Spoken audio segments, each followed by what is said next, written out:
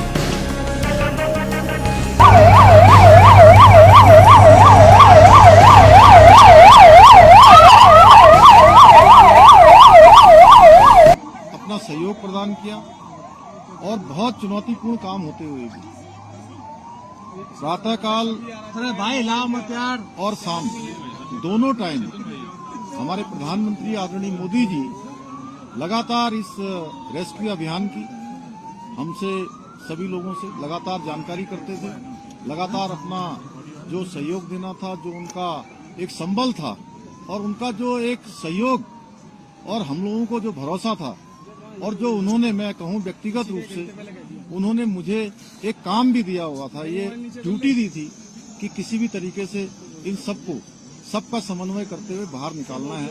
तो उनका अगर संबल न होता, उनका इतना जिस प्रकार से आज भारत सरकार की सारी हमारी एजेंसियां इस काम में लगी, तो निश्चित रूप से जो कठिन काम भी हमारे लिए आसान हो गया। मैं उनका भी धन्यवाद करता हूं कि और अभी भी उन्होंने जैसे ही हमारे सभी श्रमिक भाई बाहर आए, उनका अभी दूरभाष पर फोन आया था और उन्होंने कहा कि सभी को मेडिकल उनका चेकअप ठीक से करना है, उनके परिजनों की सबकी कुशल क्षेम जानी, उनकी चिंता करनी है, उनके घरों तक ले जाने की उनकी व्यवस्था करनी है। सभी प्रकार से उन्होंने संपूर्ण चिंता करने का काम किया है। हमारे और भी सभी लोग इस काम में लगे हुए थे और विशेषकर से उत्तराखंड के हमारे सभी देवी देवताओं का भी मैं उनको भी नमन करता हूं कि उन्होंने बहुत काम किया।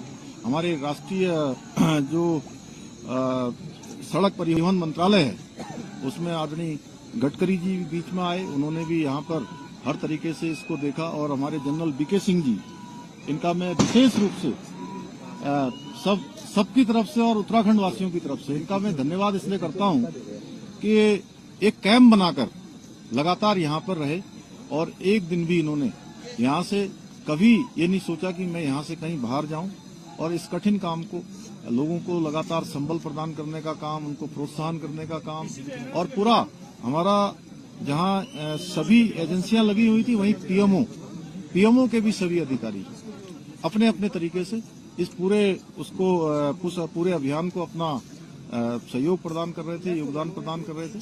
आगे आने वाले समय में हम ये जो जितने भी हमारे इस प्रकार के टनल उत्तराखंड के अंदर चल रहे हैं उन सभी की समीक्षा भी करेंगे। और वैसे तो भारत सरकार ने इसमें सेफ्टी ऑडिट कर दिया है, जिससे आगे निकट भविष्य में हमको इस प्रकार की किसी परेशानियों का सामना न करना पड़े।